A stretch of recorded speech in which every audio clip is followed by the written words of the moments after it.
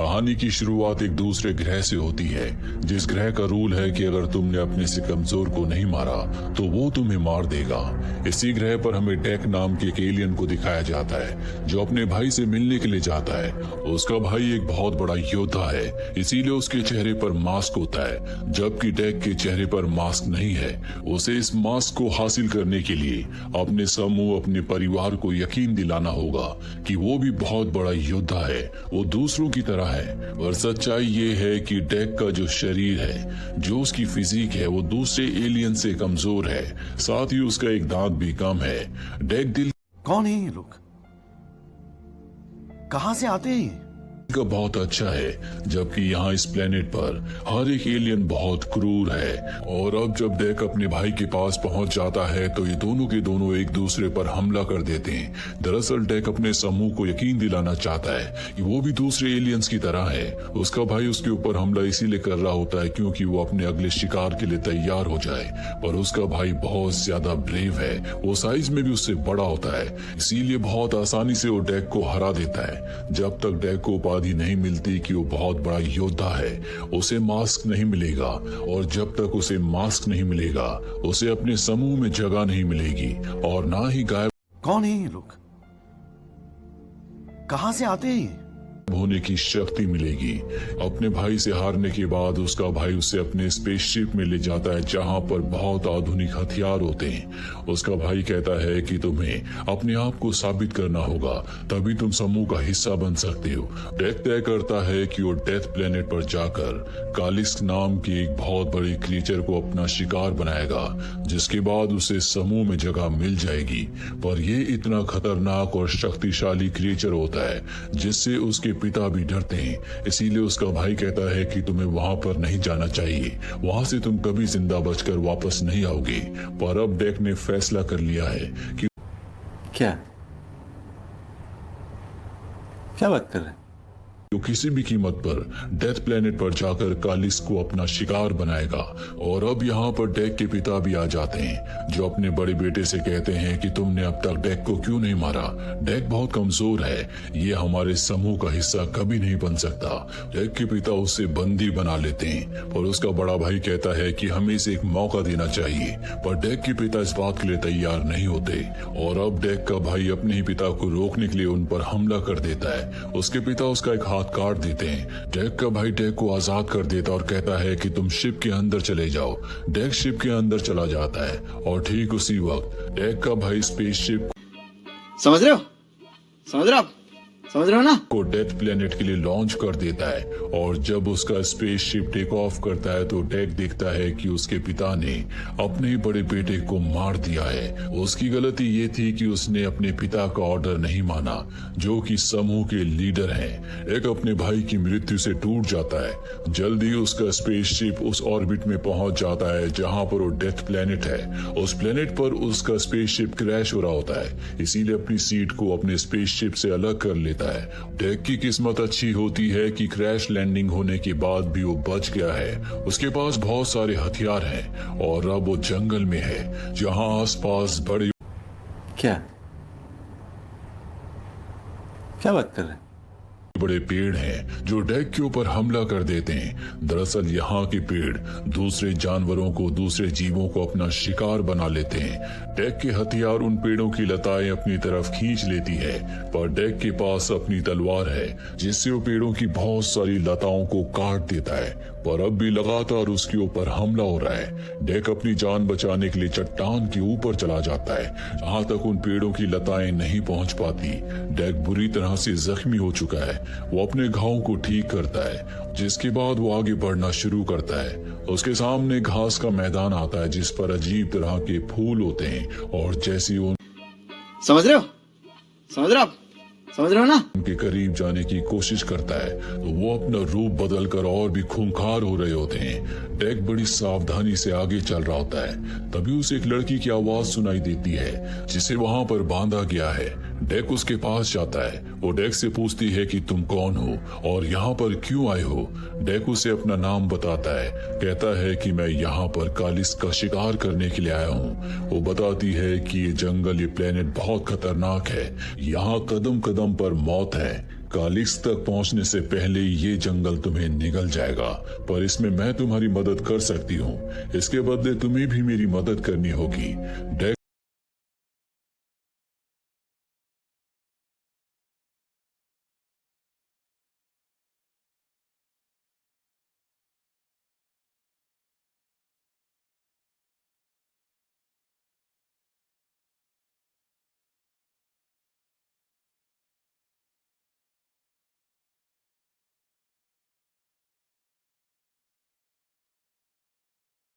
क्या बात है सर, क्या बात है सर, क्या बात है, ये बात है। अरे सर क्या बात है। में पूरे प्रोजेक्ट को दूसरे प्लेनेट पर भेजा था। जिस कंपनी ने डेविड नाम के एंड्रॉइड रोबोट को बनाया था, उसी कंपनी ने थिया को बनाया है, जिसे 2 साल पहले इस प्लेनेट पर भेजा गया कौन है ये लोग? कहां से आते हैं ये? था और पिछले 2 सालों से वो इस प्लेनेट पर फंसी हुई है, जो कि बहुत ही खतरनाक है। इसके बाद डेक के ऊपर एक उड़ता हुआ ड्रैगन हमला कर देता है, पर इससे पहले कि वो डेक को नुकसान पहुंचाता, थिया उस पर हमला करके उसे मार देती है और इस तरह से वो डेक की जान बचा लेती है। या उसे बताती है कि इंसान यहाँ पर आए थे, पर वो सरवाइव नहीं कर पाए। उन्होंने मुझे बनाया है। तुमसे पहले भी तुम्हारे समूह के कई लोग यहाँ पर आ चुके हैं, पर कोई बच नहीं पाया। मैं तुम्हें कैलिक्स तक ले जा सकती हूँ, जिसका शिकार करने के लिए तुम यहाँ तक आए हो, पर इसके बदले तुम्हें मुझे अपने साथ ले जाना होगा। यहाँ पर डेक का जो रुको जरा, सब्र करो। यंत्र होता है वो भी खराब हो चुका है, इसीलिए वो तय करता है कि वो थिया को अपने साथ ले जाएगा। जिसके बाद वो थिया को उठाकर अपने सफर पर आगे बढ़ चलता है। थिया रास्ते में उससे कई सारे सवाल पूछती है। दरअसल उससे बात करना चाहती है, पर वो थिया के सवालों का कोई जवाब नहीं देता। आगे बढ़ते हुए ये एक पतली सी स्ट्रीम तक पहुंच जाते हैं, जहाँ पर बहुत ही खतरनाक मछलियां होती है, लेकिन थिया को पता है कि इन्हें कंट्रोल कैसे किया जा सकता है और अभी आगे बढ़ जाते हैं। जिसके बाद डेक पेड़ों की कुछ लताओं को काट कर थिया को अपनी बॉडी से बांध लेता है। आगे चलते हुए एक जगह पर रुकते हैं, जहाँ पर थिया बताती है कौन है ये लोग? कहां से आते हैं ये? कि मैं अपनी सिस्टर के साथ यहाँ पर आई थी। वो भी मेरी तरह एक रोबोट थी, लेकिन हम दूसरे रोबोट से अलग हैं। हमारे अंदर फीलिंग्स है, हम चीजों को समझ सकते हैं। 2 साल पहले जब हम यहाँ पर आए थे तो हमने अपना कैंप बनाया था। हम प्लेनेट की चीजों को रोज एक्सप्लोर करने के लिए बाहर जाते थे और एक दिन कलिस्क ने हमारे ऊपर हमला किया, जिसके बाद मैं अपनी सिस्टर से हमेशा के लिए अलग हो गई। मुझे पूरा यकीन है कि अब भी वो जिंदा होगी। वही हमें उसकी सिस्टर को दिखाया जाता है, जो अपने बेस कैंप में वापस आ गई थी और अब उसे रिपेयर करके उसे एक दूसरा टास्क दिया जाता है, जिसमें उसे एक बायो वेपन को, जिसका नाम स्पेसिमेन एक्स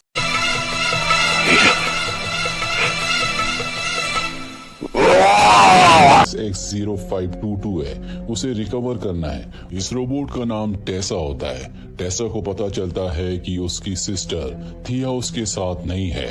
वहीं डेक को दिखाया जाता है, जो थिया के साथ लगातार आगे बढ़ रहा होता है। तब ये देखता है कि घास के मैदान में बहुत बड़ा जानवर घास खा रहा है और ये घास कटीली होती है। इसे छूना या पार करना इतना आसान नहीं है। तभी इस प्लेनेट का एक छोटा सा जीव आता है, जो डेक की मदद करना चाहता है, पर तभी वो बड़ा जानवर इन्हें देख लेता है। वो इनके ऊपर हमला करता है, पर डेक एक ही वार से अपने हथियार से उसे मार देता है, जो देखकर वो छोटा सा मंकी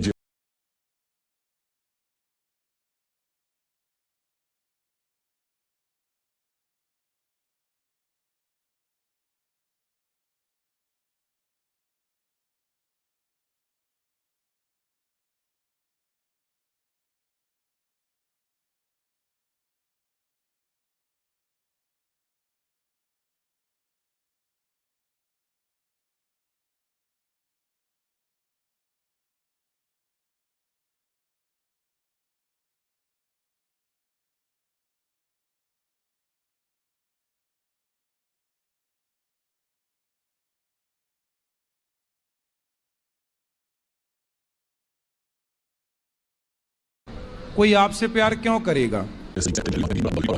कि हम तीनों एक अच्छी टीम बन सकते हैं। यहाँ पर डेक बहुत खुश होता है क्योंकि उसने बहुत बड़े बड़े क्रीचर्स को मारा है। न कि वो किसी से बात नहीं करता, किसी के सवालों का जवाब भी नहीं देता, लेकिन बर्ड को शुक्रिया कहता है क्योंकि बर्ड की वजह से उसकी जान बची थी। साथ ही अपने बारे में वो इन दोनों को बताता है कि मेरा कोई समूह नहीं है। समूह में जाने के लिए मुझे अपने आप को एक ब्रेव योद्धा साबित करना होगा। मेरे बड़े भाई को मेरे पिता ने ही मार दिया क्योंकि उसने उनके ऑर्डर को फॉलो नहीं किया था। वहीं दूसरी तरफ हमें थिया की सिस्टर टेसा को दिखाया जाता है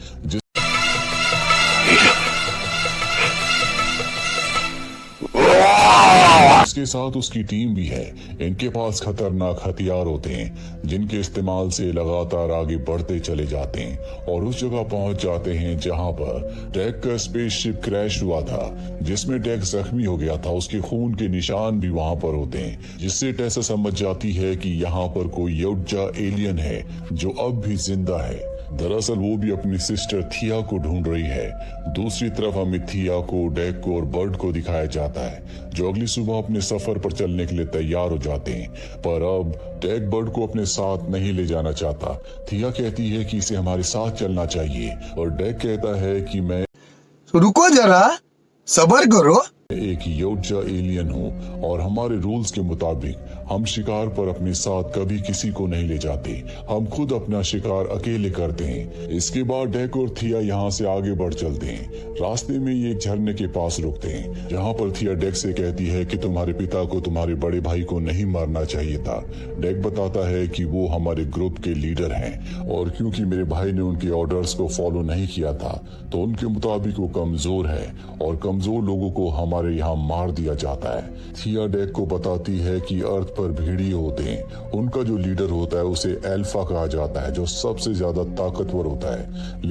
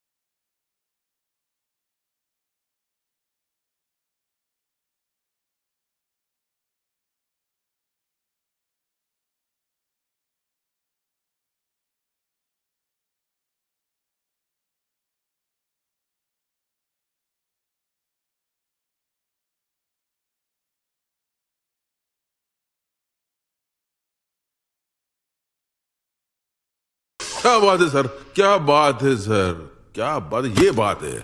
अरे सर क्या बात है। यहाँ पर पहुंच जाएगी, तुम्हें यहाँ से निकलना होगा। थिया उसे ये भी बताती है कि वेलिन कंपनी जिसने हमें बनाया था उनका मिशन कलिस को पकड़ना था और अब उसी मिशन को पूरा करने के लिए ईसा यहाँ पर पहुंचने वाली है। वो बहुत ही खतरनाक योद्धा है। ये सारी बातें सुनकर डेक को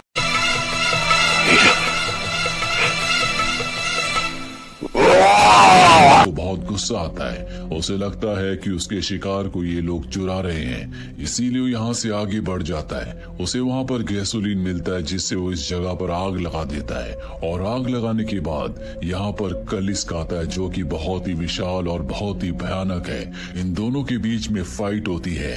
डेक अपनी तलवार से कलिस के कुछ पार्ट्स काट देता है, लेकिन कलिस के पास ऐसी शक्ति है कि उसके बॉडी पार्ट्स अपने आप ही रीजनरेट हो जाते हैं और अब कलिस यहाँ पर डेक को अपने से दूर फेंक देता है। वो थिया की उस मशीन के ऊपर गिरता है जिस मशीन से थिया अपने पैरों को अपनी बॉडी से जोड़ रही थी। एक बार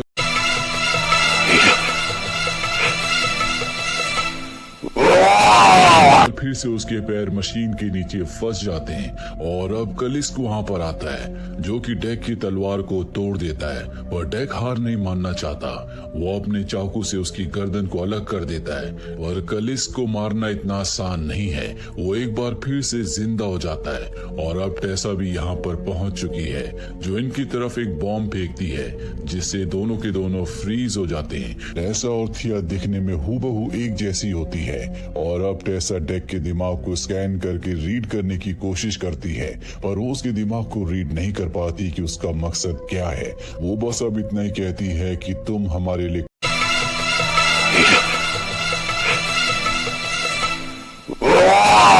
काम करोगे, जो सुनकर डेक को बहुत गुस्सा आता है। वहीं थिया को वो एक बार फिर से रिवाइव कर लेती है और उसे बताती है कि कल इसके साथ साथ हमारे पास एक एलियन भी है और वो और कोई नहीं बल्कि उसका दोस्त डेक है। वो टेसा को डेक को आजाद करने के लिए कहती है, पर वो ऐसा नहीं करती और डेक के दिमाग में केमिकल को इंजेक्ट कर देती है। दरअसल वो डेक के ऊपर एक्सपेरिमेंट करना चाहती है, हालांकि ये मिशन का हिस्सा नहीं है, पर वो थिया की बात नहीं सुनती। डेक के साथ जो कुछ हो रहा होता है ये देखकर थिया को बहुत दुख होता है, इसीलिए यहाँ से डेक को भगा देती है। डेक पानी में कूदकर यहाँ से भागने में कामयाब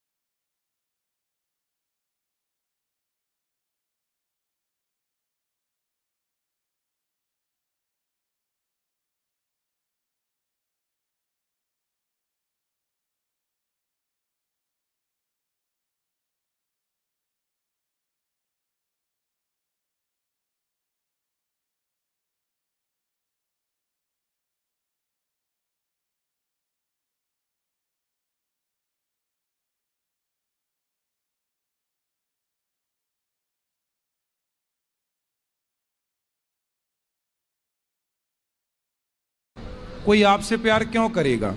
20 मिनट में